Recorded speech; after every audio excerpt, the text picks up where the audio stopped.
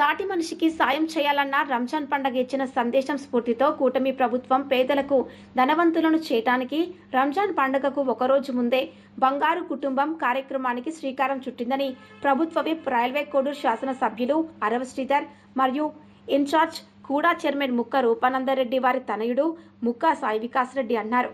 పవిత్ర ఖురాన్ ఆవిర్భవించిన రంజాన్ మాసంలో పాటించిన కఠోర ఉపవాస దీక్షలను ముగించి నేడు ఆనందంగా ఈద్ ఉల్ ఫితర్ పండుగను జరుపుకుంటున్న ముస్లిం సోదరులకు ఇరువురు నేతలకు శుభాకాంక్షలు తెలిపారు.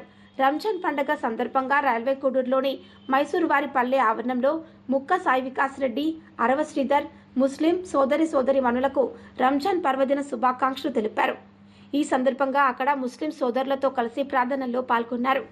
ఈ సందర్భంగా ఇరువురు నేతలు మాట్లాడుతూ గత 5 ఏళ్లలో వైకాపా ప్రభుత్వం ముస్లింల సంక్షేమాన్ని గాలికి వదిలేసిందని, కానీ కూటమి ప్రభుత్వం అధికారంలోకి వచ్చిన తర్వాత ముస్లింల సంక్షేమానికి CM Chandrababu, deputy CM Pawan Kalyan పెద్దపీట వేస్తున్నారని అన్నారు. కూటమి ప్రభుత్వం చేపట్టిన బంగారు కుటుంబం పథకం కింద ధనిక కుటుంబాలు, నిరుపేద ముస్లిం కుటుంబాలకు ఆర్థికంగా పైకి తీసుకొచ్చేందుకు సాయం చేయాలని ముక్క సాయి వికాస్ రెడ్డి, అరవ శ్రీధర్ పిలుపునిచ్చారు. కార్యక్రమంలో ముస్లిం మత గురువులు, స్థానిక టీడీపీ, జనసేన, మైనార్టీ నాయకులు, ముస్లిం సోదరులు పాల్గొన్నారు.